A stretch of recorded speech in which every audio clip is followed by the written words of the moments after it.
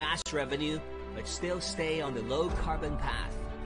Is raising his voice to make his region a zone of peace, and is not afraid to articulate his country's independent foreign policy. Welcome to Leaders Talk with this exclusive with Dr. Mohamed Irfaan Ali, President of Guyana.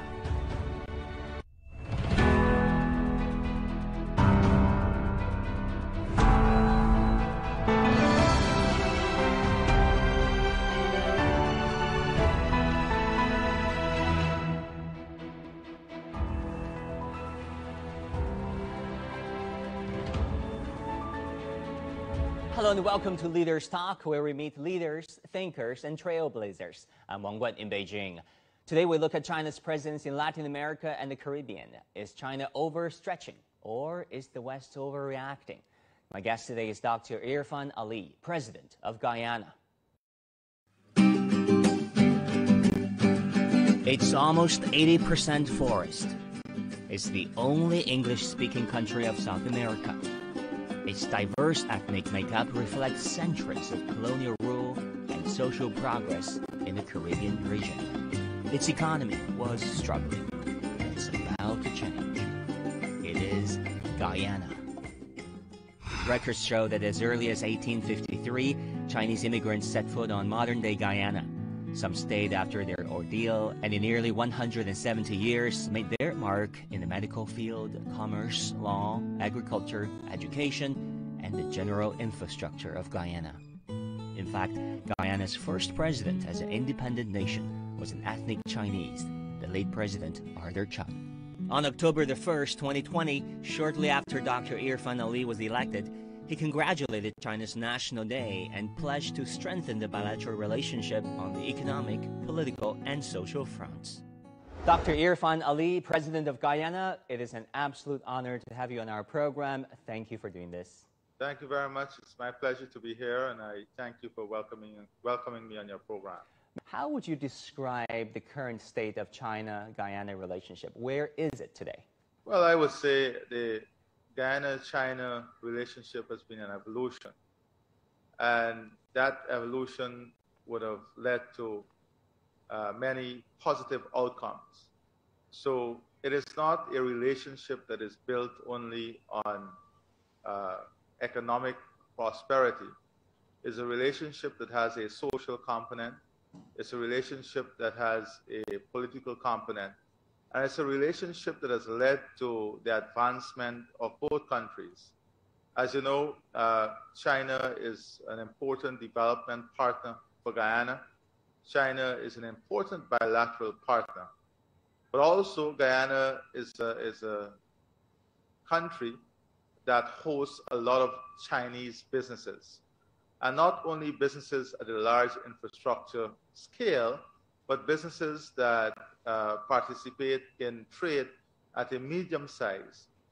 So the Chinese business community is integrally integrated into the economic and social framework of Guyana. President Ali, recently you remarked that China-Guyana relations are imperishable, and this relationship is based on, quote-unquote, our shared ties of blood and history. What exactly do you mean by that? We are not only hosts to Chinese investment. We have people-to-people link. We have the Chinese are part of our country. They are part of the diversity of our country. They are part of the diverseness of our country. They are part of the bloodline of our country.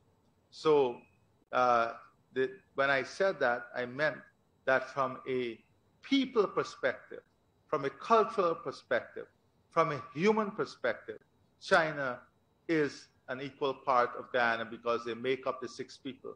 Yeah, I know in the Guyanese national anthem, one line really sticks out to me.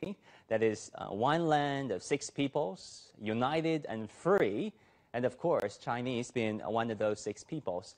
In what ways do you think people with Chinese heritage have shaped Guyana to become what it is today over the past years, decades, and centuries? In every area. If you look at the trade and commerce, you will see a lot of Chinese investors and investment in that area. Infrastructure transformation, technology, agriculture, cultural integration and transformation, human resource transformation in providing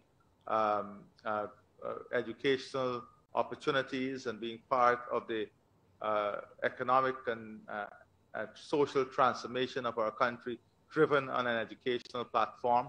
So I would say that the contribution is rich and diverse as the six people of our country. In every area of development, in every area of advancement in the country, you would see Chinese investors or Chinese nationals playing an important part. In our cuisine, we are known in the region to have the best Chinese food, and we have some very elaborate investment in the hospitality and sector, especially in restaurants. So Chinese investment has influenced all aspects of national life. And it's not only national life at the center. You can go to one of the most remote areas of Guyana, or you can go to even areas in the hinterland. Let us look at Letem, which is on the border with Brazil, and it's in Region 9. You will see not only Chinese restaurants, you will see Chinese businesses, hardware store, retail centers.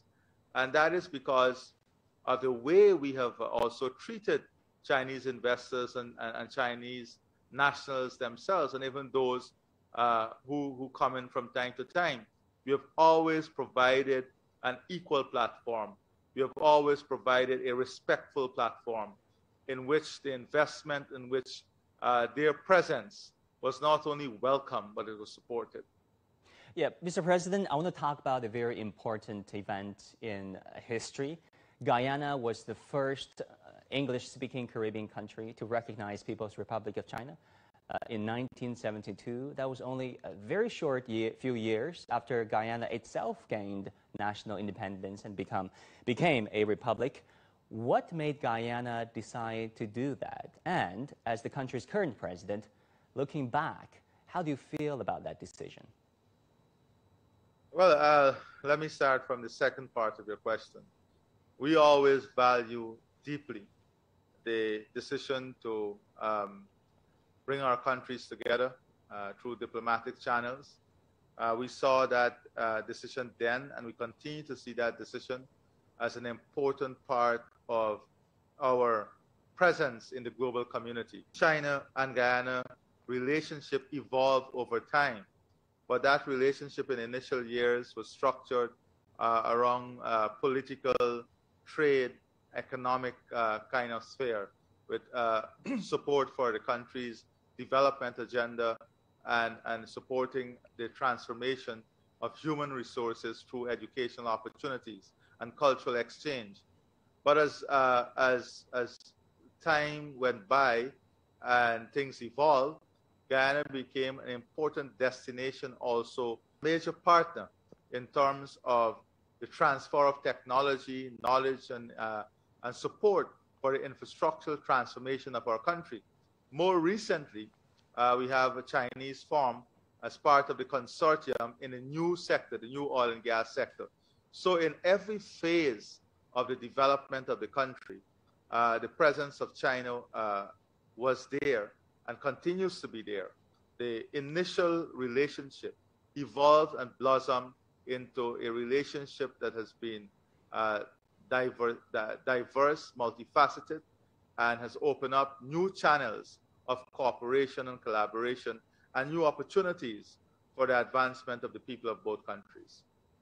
Mr. President, I want to come back to the question of One China principle. We know Guyana was, of course, the first English-speaking Caribbean country to recognize PRC. Some countries, for example, decided to have one of their most senior officials to visit Taiwan against the indignation of Beijing. That has, of course, caused huge controversy and escalated tensions in the region. How important is it, in your opinion, to abide by and stick with the One China principle? Well, we have made it very clear that we continue to respect the One China principle and the One China policy. That is part of our policy agenda. this is our position internationally, and we believe that the One China policy is important for not only for China, but for the stability of the region. But more importantly, we believe that the region itself, as we work in a global community, the region must find ways in which there can be deeper partnership and deeper collaboration, so that the zone can remain a zone of peace. In the Caribbean, that is where we are emphasizing and putting a lot of our time and effort, ensuring that our international framework and our bilateral and multilateral partners understand that we want the Caribbean region to remain a zone of peace. Similarly, I think that what we are seeing in Europe now with the invasion in Ukraine cannot be replicated. The world cannot afford for this to be replicated anywhere.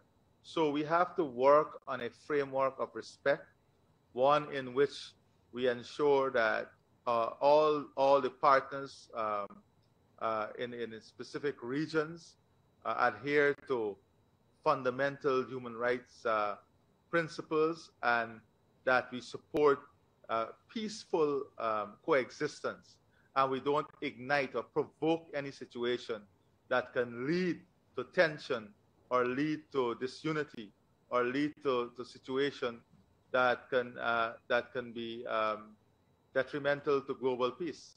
And the truth is, when the supply chain is disrupted, when we have wars and you have that impact the supply of food, the developing world and the poorer countries face the greatest consequence. And we know how difficult those consequences can be. The developing world has to battle with rising prices for food, fuel, and the inflationary pressure it is putting on the people.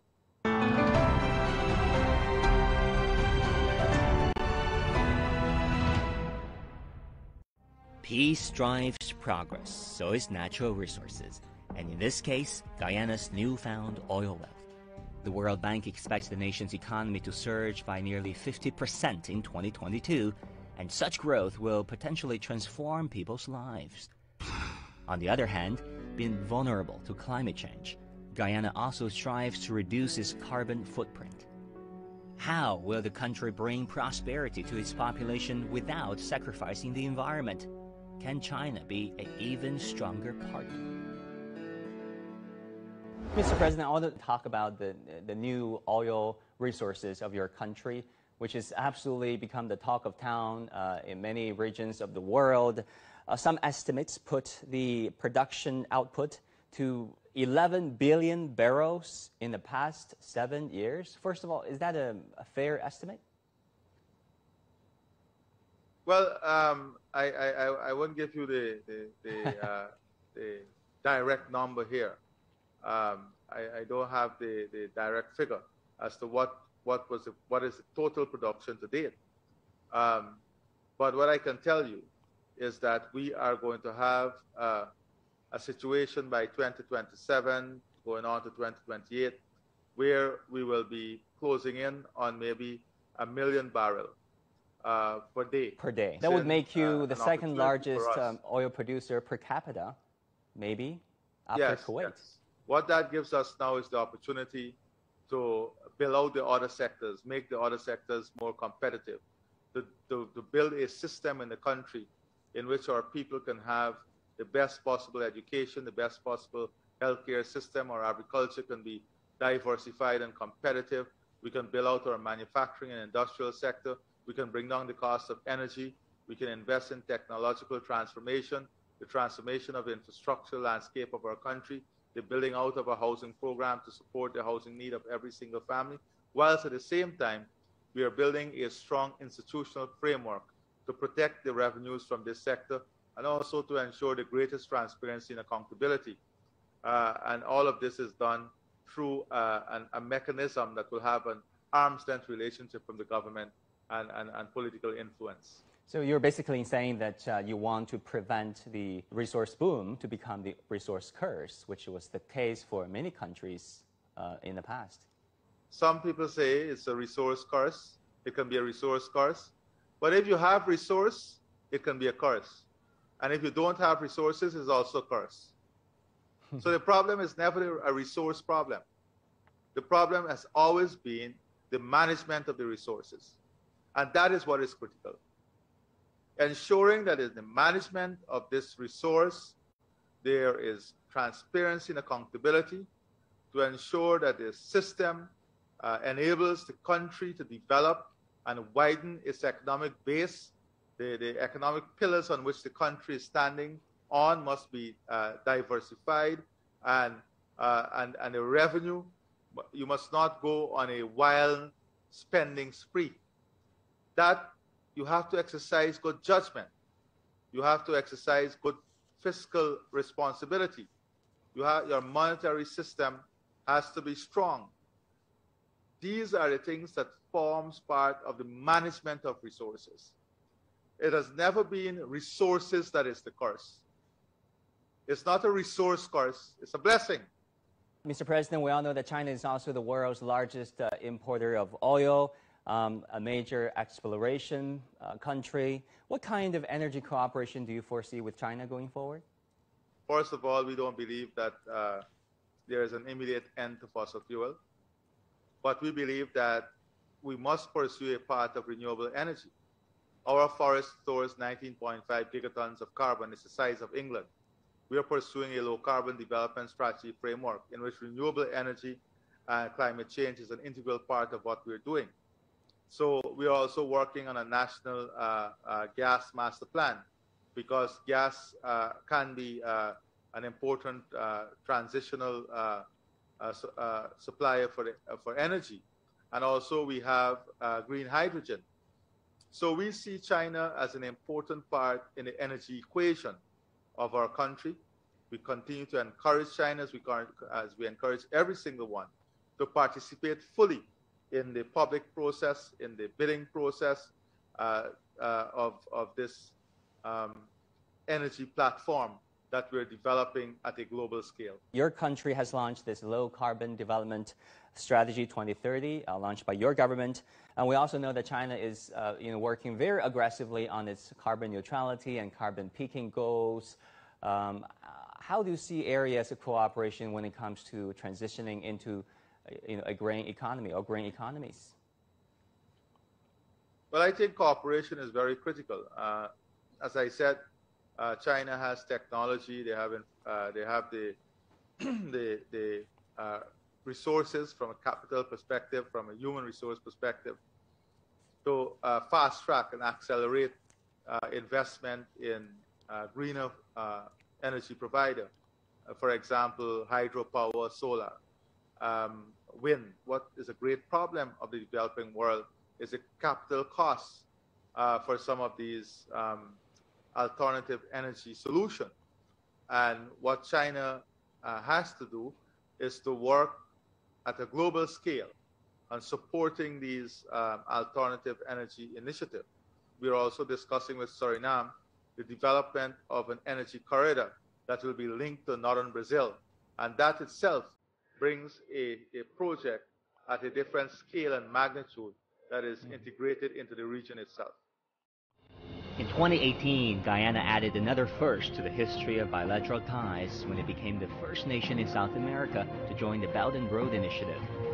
According to official data, the focus of BRI in infrastructure, particularly in energy and transport, expanded to about 73% in the first half of 2022, up from 63% in 2021. In some Western critics' eyes, however, such framework is a tool China uses to expand political influence to African and Latin American and Caribbean countries. But many partner countries would tell you that China's approach is very different from their memory of Western colonization. We know that over the years, many reporters in Western news media described China's economic activities and economic investment, for example, in Latin America and the Caribbean, your country included, as predatory and neo-colonialism. Do you agree? Is that how you feel too, Mr. President? Well, if that was how I felt, I would not have been alluding throughout this interview to our welcoming nature for Chinese investment and investors. And I would not have made the statements that I just made, that we see Chinese investment and investors as an important and integral part of the development and advancement of our country. What we want is exactly what I'm sure China wants, is for those investments to bring the greatest benefit to the people of our country and also to support the development and advancement of China. So we see the development of our relationship as one that would only get stronger.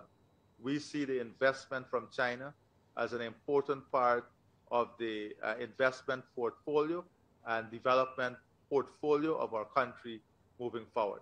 That is how I see it.